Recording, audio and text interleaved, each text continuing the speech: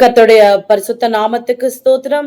பிரியமானவர்களே, இந்த 130ஆம் நாளுக்கான விசுவாச அறிக்கை, அது யோனாவின் புத்தகம் 2ஆம் அதிகாரம் 2ஆம் வசனம்.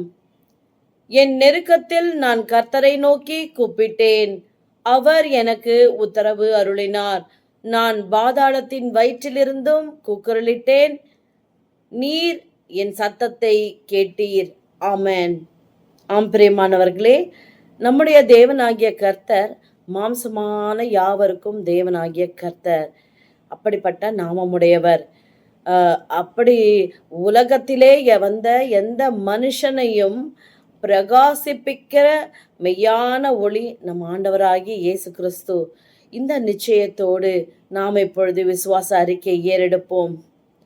தேவரீர் நீர் மாம்சமான யாவருக்கும் தேவனாகிய கர்த்தர் என்றும் இரக்கத்தில் ஐஸ்வர்யம் உள்ளவர் என்றும் உம்மாலே செய்யக்கூடாத அதிசயமான காரியம் ஒன்றுமில்லை என்றும் நாங்கள் விசுவாசித்து எங்கள் நெருக்கத்தில் நாங்கள் உம்மை நோக்கி கூப்பிடும் போது யோனாவுக்கு செவி கொடுத்த அதே தேவன் எங்களுக்கு உத்தரவு அருளுவீர் என்றும் நாங்கள் எவ்விதமான பாதாளத்தின் வயிற்றிலிருந்து கூக்குரலிடும் போதும் நீர் எங்கள் சத்தத்தை கேட்டு எங்களுக்கு மனதுருகி நன்மை செய்வீர் என்றும் உறுதியாக விசுவாசித்து அறிக்கை செய்கிறோம்.